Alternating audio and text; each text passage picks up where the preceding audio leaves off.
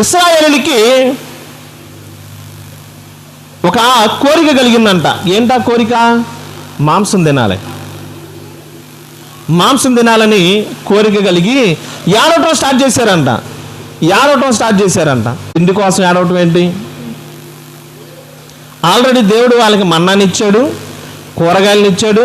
ప్రతిదినము వాళ్ళ కాళ్ళు కందిపోకుండా, కడుపులో ఆకలి రాకుండా వాళ్ళకి ఆహారం పెడుతూ ఉంటే మాంసం కోసం ఏడవడం ప్రారంభించారంట. అంటే కూరగాయలు తింటే ఏమన్నా తప్ప?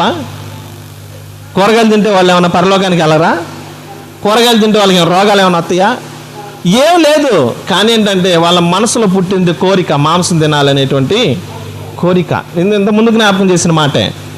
కోరిక అనేటువంటిది లేమిలో నుండి రావాలి, కానీ ఇంద్రియ ఆశ నుండి కోరిక అనేటువంటిది రాకూడదు. వీళ్ళకి ఇంద్రియ ఆశ నుండి కోరిక అనేటువంటిది వచ్చింది.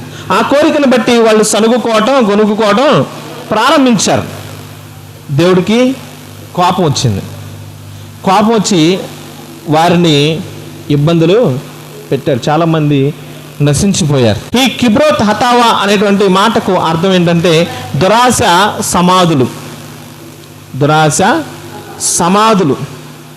వారికి దురాశను బట్టి దేవుని దగ్గర సనుగుకోవడం, గొరుగుకోవడం చేయడాన్ని బట్టి దేవుడు వారి మీద కోపపడి వారిలో చాలామంది చనిపోయారు. కారణం ఏంటంటే వాళ్ళందరూ మిశ్రిత జనం, వివిధ రకాల ఆశలు కలిగినటువంటి జనం. ఒకడికి మాంసం ఎలా తినాలనుకుంటున్నాడు, ఒకడు కాల్చుకొని తినాలనుకుంటున్నాడు, ఒకడేమో వండుకొని తినాలనుకుంటున్నాడు చారులాగా, ఒకడేమో ఇంకో రీతిగా తినాలనేటువంటి ఆలోచన కలిగి ఉన్నాడు. మిశ్రిత జనం.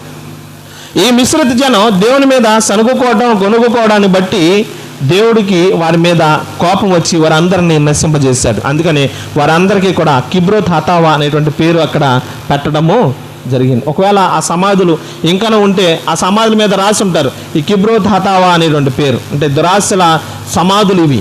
దురాశల చేత నశించిపోయినటువంటి జనాంగం ఇక్కడ పాతిపెట్టబడ్డారు అనేటువంటి మాట అక్కడ రాసి ఉండుండొచ్చు.